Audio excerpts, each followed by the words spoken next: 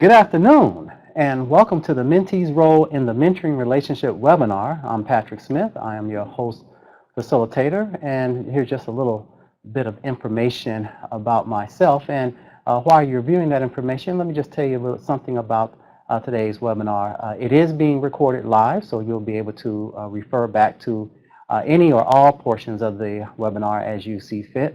In addition to that, we do have a live chat feature, which you are more than welcome to ask any questions that you might have at any time during the duration of the webinar, as this is an open webinar, so it's open for you to participate whenever you would like to. So what we'll be covering in today's webinar, we'll go over the objectives, and then we'll have a quick review concerning establishing the relationship. In addition to that, we're going to talk about the mentee's role in the mentoring relationship, as well as qualities of a successful business mentee. The objectives are as follows.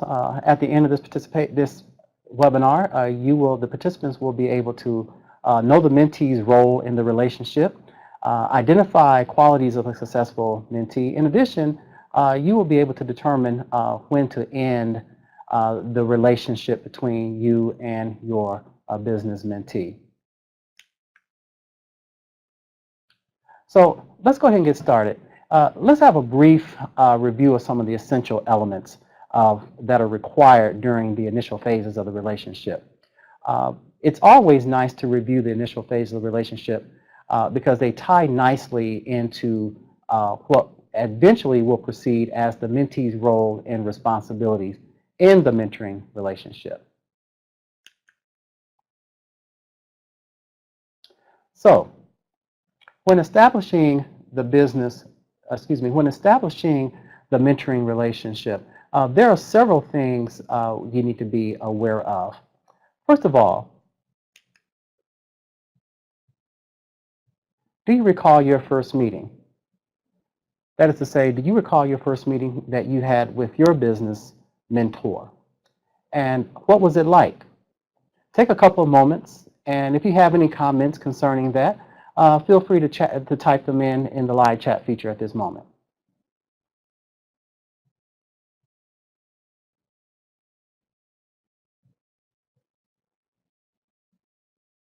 Okay, so let's go ahead and proceed. Let's look at the first essential item when it comes to establishing the relationship. You want to make the connection. That is to say, when you do that, you want to make sure that you meet on neutral territory that's both safe and comfortable for both the mentor and the mentee. And you want to determine if the match is a good fit. Now, what does that look like? What does that mean? There are some things that you can do in advance that will help you determine whether or not this is a good fit or not. Things such as maybe acquiring information on their business background or their experience. Also, you may want to collect information relative to gender, their interest.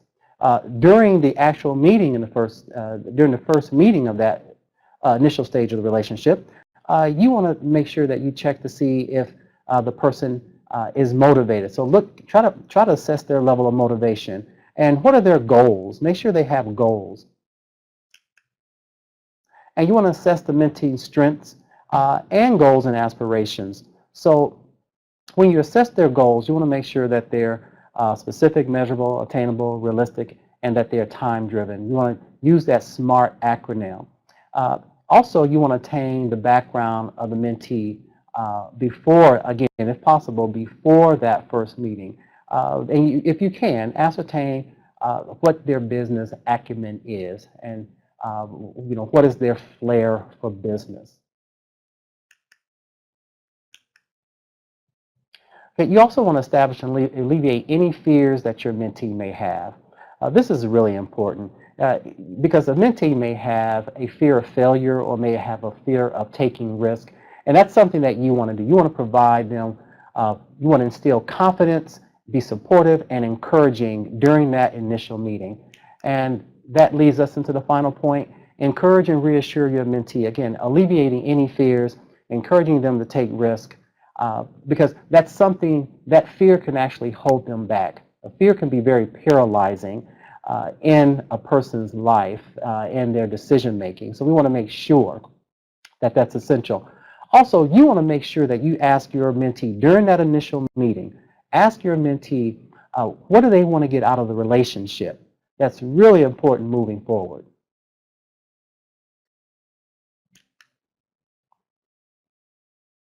Okay, so the question is, what is mentoring to you?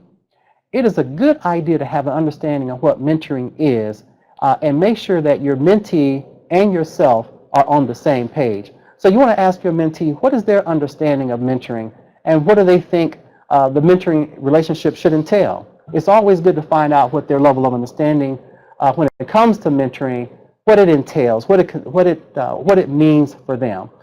You should also be able to give your own response. So take a moment or two, and I'm just kind of occasionally looking down to see if there's any questions that pop up during the course of the webinar. But please feel free to, at this point, to write down what is your definition of mentoring. And it doesn't have to be a textbook dictionary definition, if you will. However, what is mentoring? What is your definition of mentoring in an informal sense?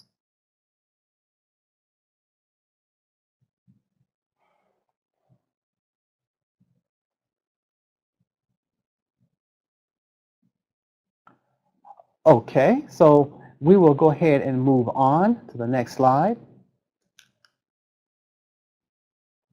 So let's talk about the purpose of the mentoring relationship. And in doing so, here's a question as you read this purpose and importance caption here. I have a couple questions for you. The passage reads as follows: to support and encourage people to manage their own learning in order that they maximize their potential, develop their skills, improve their performance, and become the person they want to be. This is a very, very good, if you will, definition of the, or explanation, I should say, of the purpose and the importance of the mentoring relationship. And I'd like to ask just really quick, when you see or hear the phrase, encourage people to manage their own learning, what does it mean to you?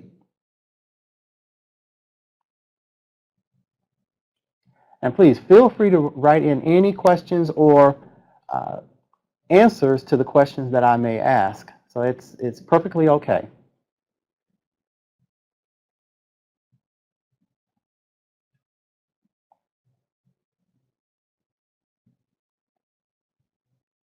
Okay. Why is it important to establish that mentoring is a two-way, that is to say, collaborative, reciprocal process? And what roles do you feel a mentee should play in their own learning success?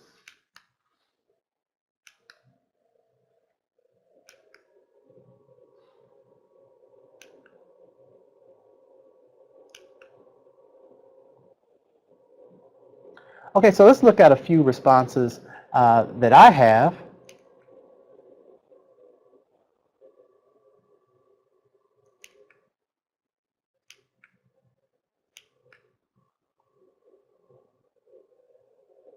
Okay, I'm going to just back up just a little bit here. Okay, so let's go back over what is the phrase encourage people to manage their own learning in respect to what does it mean? This is an extremely important portion of the mentoring relationship. When you encourage people to manage their own learning, basically you're giving them ownership over the process.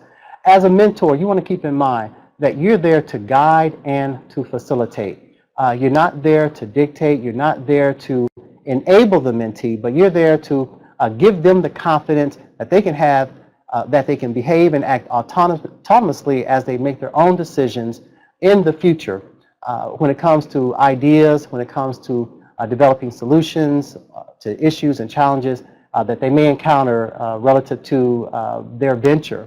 Why is it important to establish that mentoring is a two-way process? Because it's collaborative. It's a partnership. There's an opportunity for both the mentor and the mentee to learn. And in addition to that, it's an opportunity for both the mentor and the mentee to grow to develop together, and it's essential in the relationship because there has to be a mutual accountability on both parties. When it comes to the mentee, they have to follow through with their goals and their expectations, and then the mentor also have to be there to fulfill their portion, their roles, their expectations as it comes to the relationship. What roles do you feel a mentee should play in their own learning success, and in what ways do you feel they should contribute to that success? So we're going to touch upon that momentarily. So we're going to talk about the mentee, the mentor and the mentee roles. So why are they important to establish? And how do you envision that the roles will appear? Articulating roles will ensure that the relationship is mutual and collaborative. In addition, it will lay the foundation for a sustainable and fruitful relationship moving forward. Not only does this passage that you see below set the stage for the business mentee's role in the relationship, but it also helps define them as a willing achiever who takes the initiative for his or her own development and take advantage of learning opportunities. So now let's take a look at the mentee's roles in the relationship. So you see here the mentee and mentor roles respectively. You have on the mentee side, we really want to focus on the mentee. In the previous webinar, we talked about the mentor more specifically, more extensively. So we want to kind of dedicate the majority of this session to the mentee, but I'll touch briefly on some aspects of the mentor's role. But it is the mentee's responsibility to articulate their interests. You cannot do that as the mentor. You can't do that for them. You can't decide for them. They have to come ready and prepared to express what their interest may be. And they also are expected to articulate their goals. Now here, there are two ways you can look at articulating the goals. One is from the standpoint of responsibility of the mentee. They should have a firm idea, a clear idea of what their goals are relative to their business, their startup or their venture. Also, in addition to that, the mentor also could have goals relative to the mentoring relationship. So that's something, again, we want to keep in mind moving forward. There can be two sets of goals here. The mentee is expected to articulate their concerns, okay, and to share their vision. Again, as the mentor, you can't determine that for them. You might be able to help shape them, but they should come into the relationship with the goals, concerns, and visions in mind. Expected to follow through, be accountable, and responsible. That demonstrates commitment. They should be able to provide you with facts as it relates to their business, and also they should have an expectation to inquire into any resources that they might need. But as the mentor, you can also provide them with additional resources as well. As a mentor, you're expected to listen and facilitate, evaluate, and assess. When they share or articulate those goals, you have to be able to quickly ascertain whether or not they are realistic. Okay? And you have to have a clear idea in your mind of the probability of success that they will have with those goals. So you might have to tinker a little bit there in that initial meeting. In addition to that, I want to skip down to being resourceful. As a mentor, it's pivotal, it is important that you are a resourceful individual that can, and the resources could mean anything. Resources could relate to personnel, maybe legal, maybe financial. You know, perhaps they need funding, perhaps they need capital. So you have to be able to direct them as necessary. And on that end, that's where the follow-through becomes extremely important for the mentee. They certainly need to be able to follow through with your advice. Now we're going to go ahead and move forward. So when we talk about establishing short and long-term goals, again, this is an area where you both can have that collaborative approach to accomplishing this particular point. When it comes to point number one, goals set the tone and standard of the relationship. It should be mutually agreed upon and assessed. And that is very, very true when it comes to the relationship. The mentee should have a clear focus and idea of what their goals are relative to their business, their startup, or their venture. Establishing goals is important because it allows you to measure, it allows you to assess, it allows you to determine the progress that not only that's going on within the relationship, but how the mentee is growing and developing. The agenda. Mentees are responsible for setting that agenda. Again, you should not be setting the agenda. The mentee, when they come into each meeting, should have a clear idea of what they're going to talk about. And the most important point is, when do you obtain the agenda? Now, you and your mentee can come to an agreement. Do you want to receive that agenda a week in advance or maybe 24 hours in advance? Do not allow your mentee to give you the agenda the day of. You need an opportunity to think through, prepare yourself, to go over, look at the items in the agenda, and to prepare yourself accordingly. Mentees should follow through with their goals. Very important. Mentees have to do the work themselves. You can't be expected to do the work for the mentee. And also reflection. Reflection is extremely important. They should review and reflect upon successes and failures. The reason is because it helps in determining the effectiveness of the decisions that have been made. It helps in looking at the performance of not only you as the mentor, but also how the relationship is progressing. Okay, we have no questions yet. So let's talk about collaborative problem solving. What is your role? What is your mentee's role? Again, it's collaborative, but you each have a part to play. Let's look at the first point, identifying the specific concerns. You want to ask your mentee initially, first off, what are their challenges, what are their concerns, and what issues do they have or do they foresee having as the relationship moves forward. You want to do all those things, but the relationship, the onus of the relationship when it comes to developing those solutions really have to come from the mentee. Okay, so as the relationship develops, you can both raise issues, concerns, you can both talk about the challenges. However, it's really up to the mentee to be the primary, the sole problem solver. When it comes to solutions, you can provide suggestions, you can consider resources, suggest resources, but do not dictate. Okay, so again, you're a facilitator. You can facilitate, but do not dictate. What happens is that the mentee becomes dependent, and it can even diminish the mentee if you're not careful. Goals for the relationship versus the mentee's goals for their business. We kind of talked about that. Let's talk about support. You should certainly be supportive and encouraging of your mentee's plan. You want to resist the urge to problem solve. As helpers, oftentimes we're very, you might say we're very quick to jump in and instantaneously solve the problem or give direction or give a solution. You don't want to do that. You want to hold back that urge. You want to fight that urge to instantaneously problem solve. That's very dangerous to the relationship and also to the progress of the mentee. If you do that, it could possibly devalue the mentee or cause dependence. Reflection. You want to reflect again on successes and failures. And also you want to be very flexible when it comes to providing options.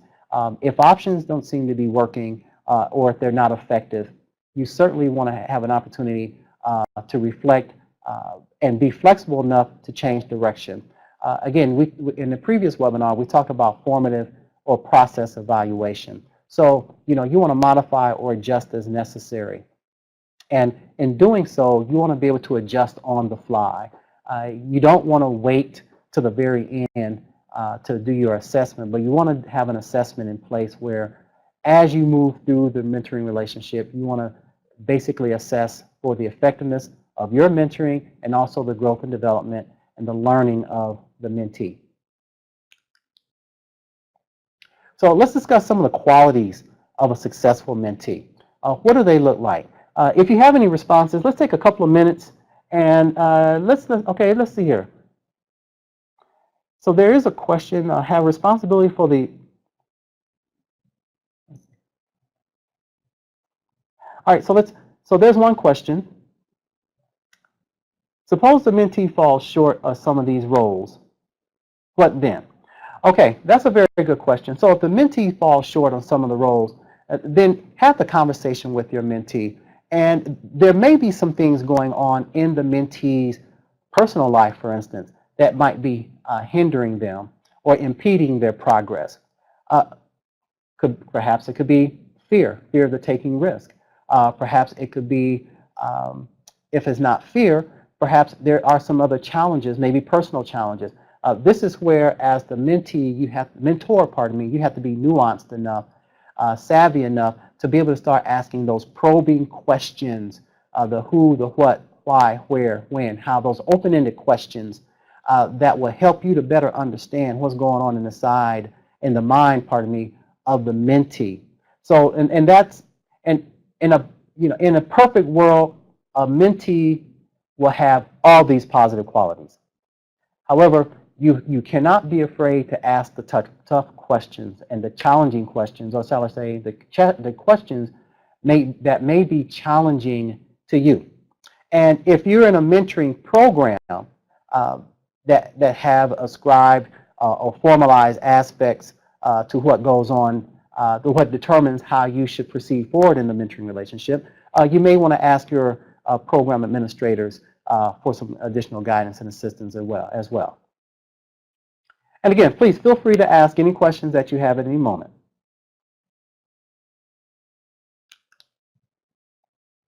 So let's look at a couple of qualities of a successful mentee. Excuse me. Okay, so we have personal commitment to long-term involvement. Extremely important. There are no quick fixes. Okay, the mentee has to be a full partner in the relationship. Flexibility. Must be willing to take risks and consider new options and willing to be adaptable. Mentoring is but one tool for development. Extremely important. Your mentee have to understand, or you should help them to understand, that there are other sources that can help them with their growth and progress, such as networking, other mentors, workshops, organizations. There may be professional organizations that mentee, and even you as a mentor are possibly involved in, that you can refer your mentee to. These professional organizations are great opportunities for networking with other professionals. There are great opportunities for finding out what else exists in terms of resources, the workshops. Perhaps there are professional conferences that they can be referred to. So there are other avenues to obtain assistance, or there are other tools out there that will help them to develop. Openness, okay, very simple. Both of you have to be very open when it comes to the mentoring relationship. The mentee has to be open with their needs, what their concerns are, with their fears, etc. As the mentor, you have to be open in respect to what you're able to deliver. And you also have to be open in respect to what your own knowledge is. And so it may entail you doing a little more research behind information that maybe you don't feel as comfortable with, but if you go seek it out, perhaps you can become much more competent. Again, keep in mind, this is a learning opportunity for both the mentor and the mentee. And the ability to listen and accept varying viewpoints. Your mentee has to be open to feedback and positive criticism. They must be open to others' perspective without getting defensive. And if you have a mentee that gets defensive and gets angry, or is conflicting, you may have to kind of withdraw, step back at some time and say, okay, let's resume the conversation at another time. But you want to constantly encourage your mentee, and you want to be careful. It's a very fine line. You don't want to dictate. You do not want to be the problem solver, but you want to put the solution in their hands. But there are times where an individual may become defensive. You want to still be positive and encouraging, but a mentee should be open to your feedback.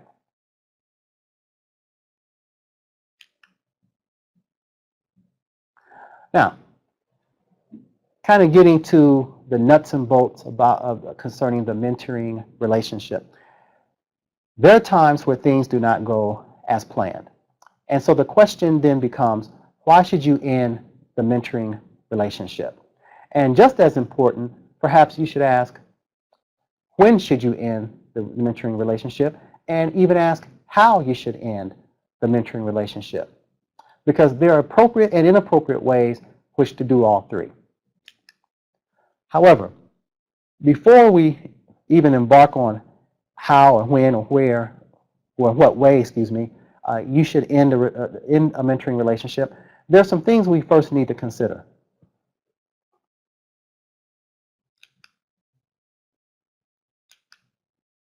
First, here's a consideration that I think you should at least think about. If the relationship has run its course, basically meaning if you're part of a program that that determines the length of time or have a prescribed length of time for the relationship itself, could be 6 months, maybe a year. So perhaps the relationship ends on a very positive note.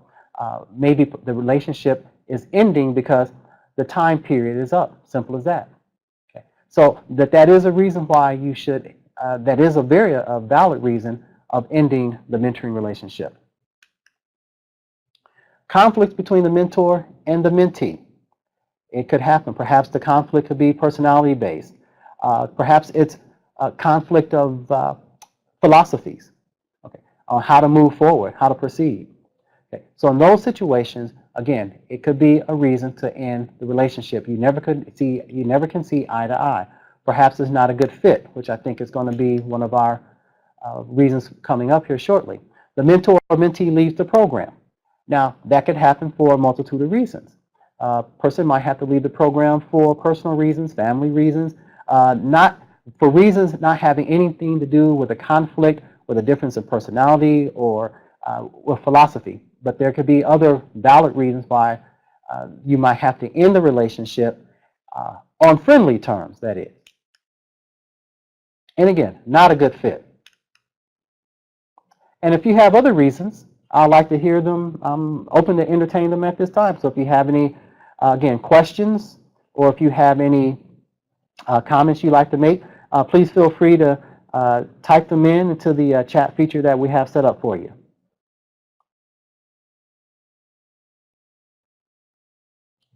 Okay, so we're going to go ahead and move on.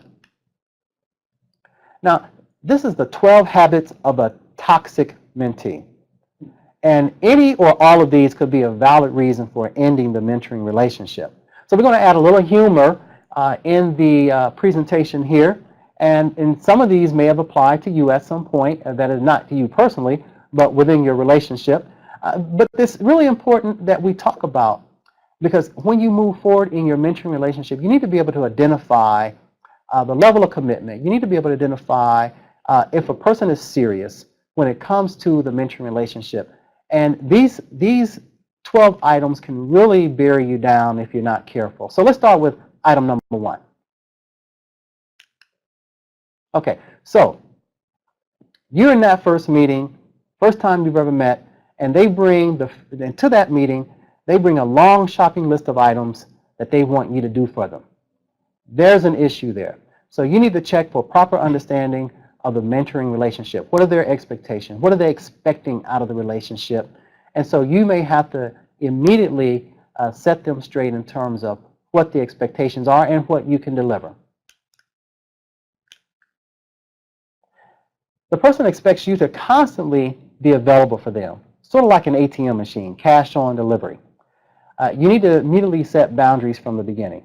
This is why when it comes to the initial stages of the mentoring relationship, it's really important what boundaries, what expectations that you set for each other moving forward.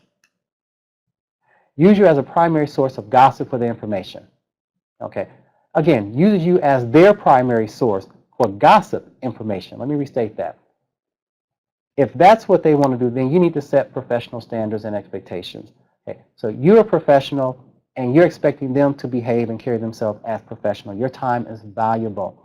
So you're not there to provide information on other people, on other people's business, or anything of that sort. Expect you to always have the answer. Be open and honest on what you can deliver.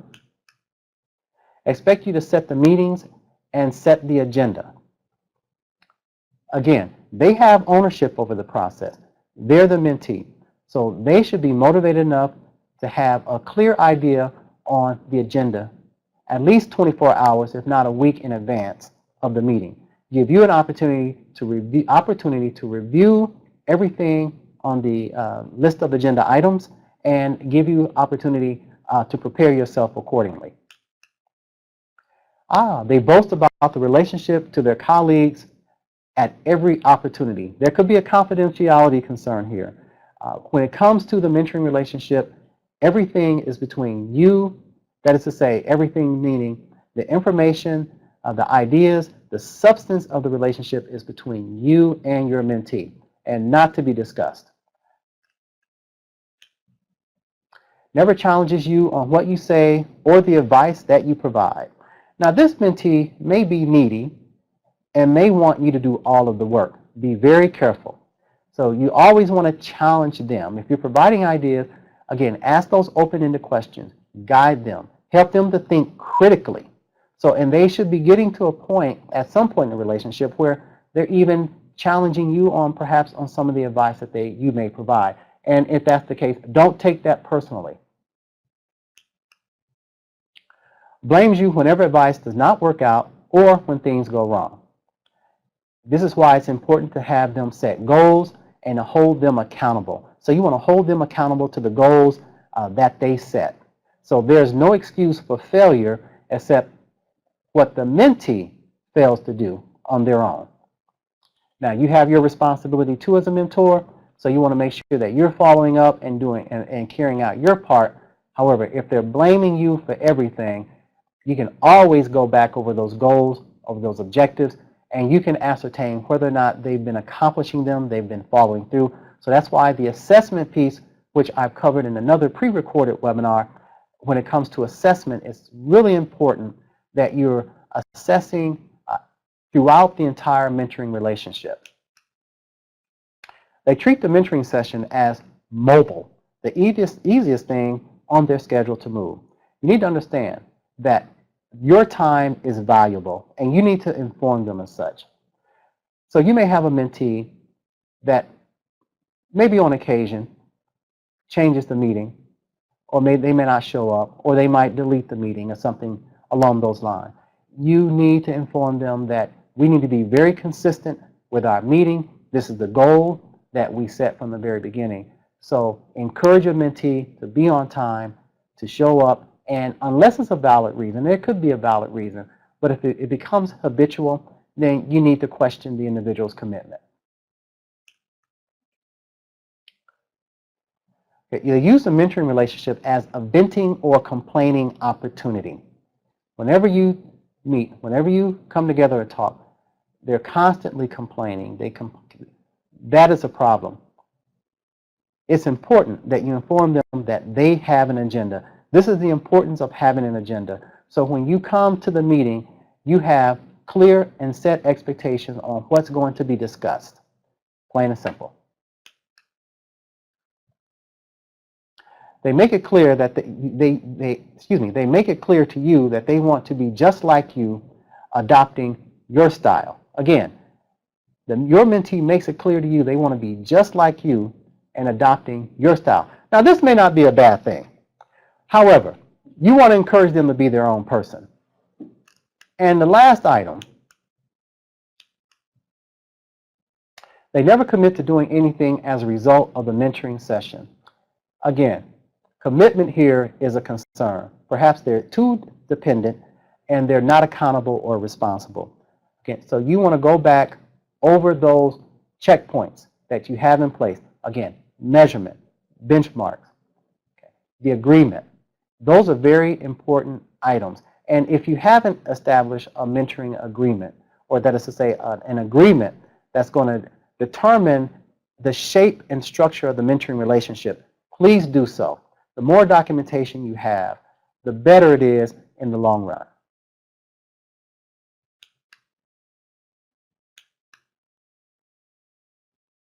So here's some questions to consider. Does your program provide formal ways which to end the relationship with your mentee? And I'd like to see a response. So here's a question. Can either of the parties end the relationship? Okay, that's a very good question. And the answer is yes. Either of the party can actually end the mentoring relationship if there's valid reason.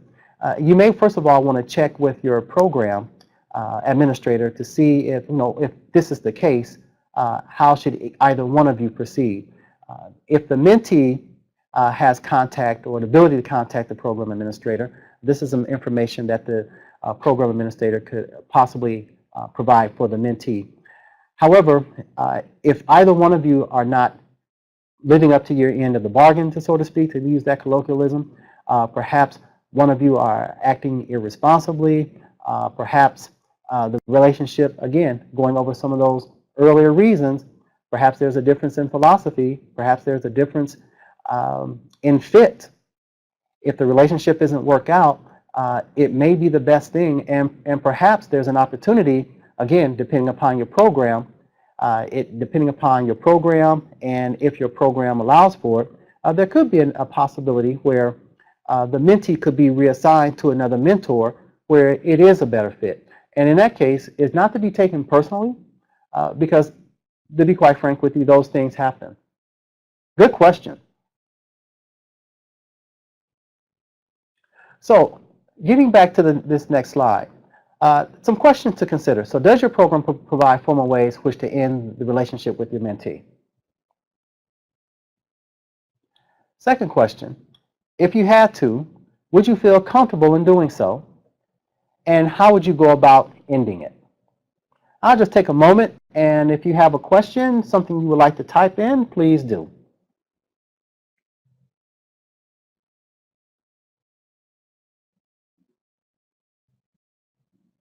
Okay. So let's talk about considerations for ending the relationship.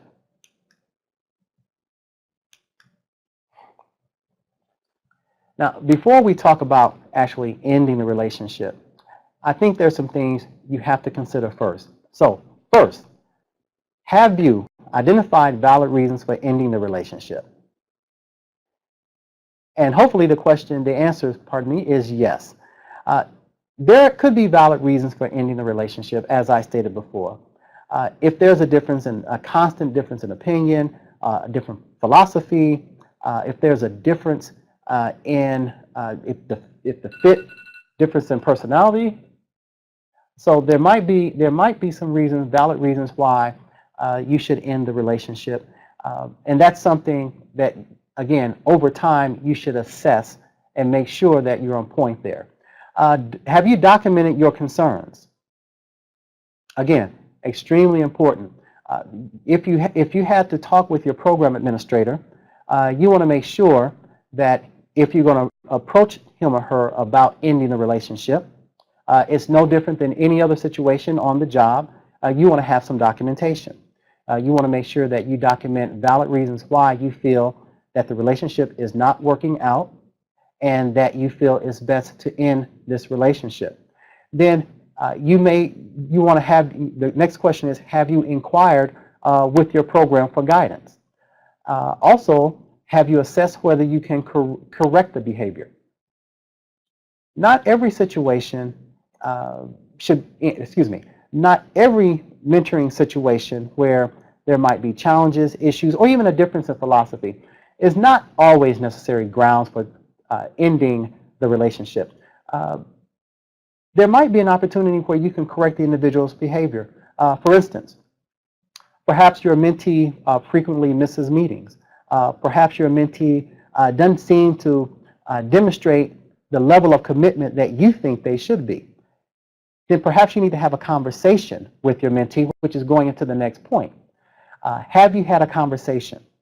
Because there might be an opportunity where you can correct that mentee. So if that mentee is having personal challenges, life challenges, or some other type of challenge that might be impeding or challenging their growth and development, or that might be challenging to the effectiveness of the mentoring relationship, have the conversation. As a mentor, again, this is the difference between a mentor and a coach. A coach is very process driven, very focused on consulting, getting the individual from point A to point B. But a mentor has to consider other issues that might come up in their mentee's life. So if there are life issues, life challenges, or if there are other things going on in a person's business life, you might want to have an opportunity and just ask the mentee what's going on, because it may be something that both of you can come to a consensus and rectify. So again, having that conversation is important. So after you've made those considerations, then have the conversation with your mentee. That is, this doesn't seem to be working out. Here are the reasons why. I think we need to move forward. And in such a situation, while it's not here on the notes, you always want to leave the door open. And not only leave the door open for that person to come back to you for advice or for mentoring, but perhaps you can offer advice relative to directing them to another source of mentoring, to another resource that could be just as effective, if not more effective, or that might resonate much nicer with them. So have the conversation with your mentee. Discuss concerns and the behaviors with them. Again, you want them to understand, even in terminating, or shall I say, ending a mentoring relationship, you want it to be an educational moment for that mentee. Because if they ever come back to you, or if they aspire to have another mentor at another time, then they need to understand appropriate behavior, professional behavior. They need to understand and know why this particular relationship did not work out, and then how to go about rectifying and improving upon their behavior so that the next mentoring relationship will certainly be successful. Allow your mentee to express their concerns. Very important. You always want to listen. You always want to hear what their concerns are, or there may be some differences in, they may feel that the relationship shouldn't end, and they may have a valid reason. So you should consider those as well. And also, you want to discuss mentoring achievements. You always want to end on a positive note. Even if it's a bad situation, even if you're ending on a sour note, try to find some good to present at the very end. You always want a sandwich. Okay? So you want to try to end as positively as possible. You want to talk about what was effective, what can be improved, and moving forward, maybe what are some options for the mentee. But you want to keep that in mind. There's another question here. Thank you. Would it be wise to mentor a friend or family member? That's a very good question. It's an interesting question, Lionel. Let me think about that for a moment. So let me ask you this. Are you talking a friend or family member that's in the program? And if not, are you talking about formal mentoring in terms of business mentoring or more personal mentoring? If you can answer that question. So is this friend or family member in the program? Both. Oh, okay. Very good. Well, I'm going to put the question back on you. How comfortable do you feel doing it?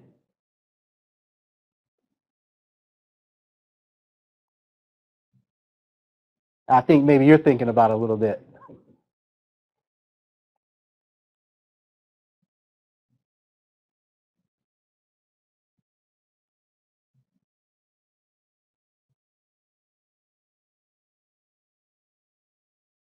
Well, while you're thinking about it, here's something to consider.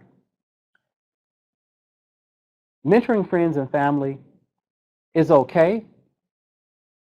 However, you want to make sure that you have clear-cut boundaries. Okay?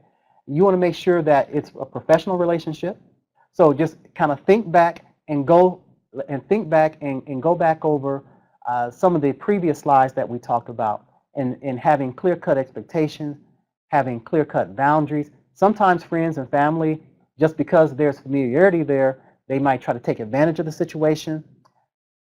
Even more important reason is to have clear-cut expectations, clear-cut boundaries, Know your role, stay in your lane, and if it goes beyond that, then you have to have that challenging and difficult conversation. But that's a very good question.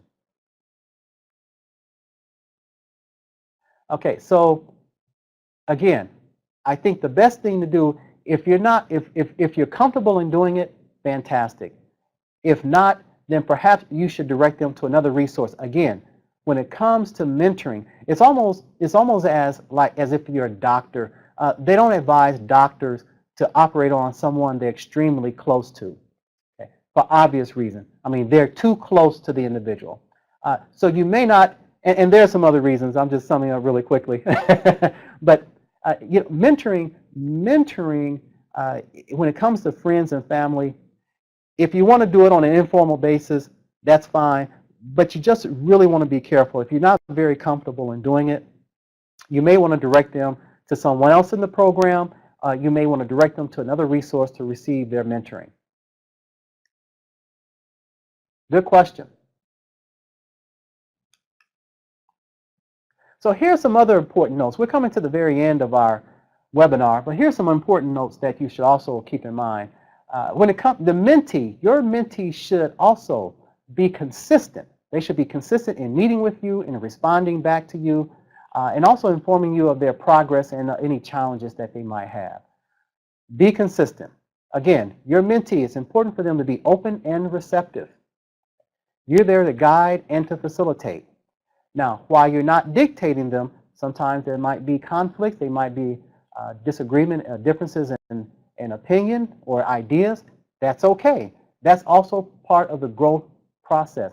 However, if it's constant defensiveness, if it's constant poor receptivity to your ideas, if they're not following through as the next point, you know, being accountable and following through, if they're not doing those kinds of things, then you need to really question the commitment and the seriousness of your mentee. Again, they should be reflective of their progress. They should be reflective of the process. They should be reflective of their growth and development. They should be reflective of all those things. Extremely important. And also, they should be seeking to develop their cultural capital. Again, what are some other devices? What are other tools of development that are out there? What are other resources other than you as a direct mentor that they can access? For instance, I talked about earlier, professional conferences, professional organizations. Who else are they networking with? These are great sources of networking that your mentee can get involved in that will help them as they move forward and hopefully are being successful in developing their business. So we have come to a point where we have an opportunity for some questions and have some discussion. If you have any additional questions, please feel free at this time to ask them, and I'll be more than happy to answer them. And keep in mind, this webinar has been recorded, and there's an opportunity that you can download the slides with my complete notes on them. So you can access the slides, you can have them for your own personal use, or you can access and review the webinar at your leisure. So if there are any questions, I'm certainly more than happy to take them. Are there any questions? I lost the chat feature.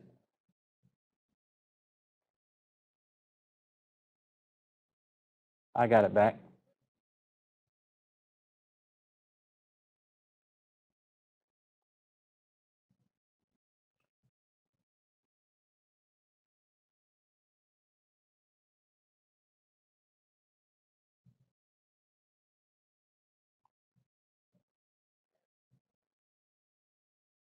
Okay, well, we have come to the conclusion of this final installation of our webinar series, The Mentee Role in the Mentoring Relationship. I am Patrick Smith, Executive Director of the Office of Mentoring Services and Leadership Development, and also Director of the Phase Mentoring Program. And I just want to thank everyone who have given me this opportunity to come forward and to present this information to you, everyone down in Barbados, everyone here at the Kelley School of Business, the Kelley Media Services, and also the Kelley International Institute of Business. Did I get that right? Perfect. Okay. for having the opportunity to come and speak with you. If you have any questions, please feel free to get in contact with me. I'll be more than happy to address any questions that you have. As a matter of fact, again, you can download the slides. There should be a feature where you can do that right now, and then the recording will be made available to you very shortly so that you can go back and review the entire live recorded webinar. Thank you very much, and have a wonderful rest of your day.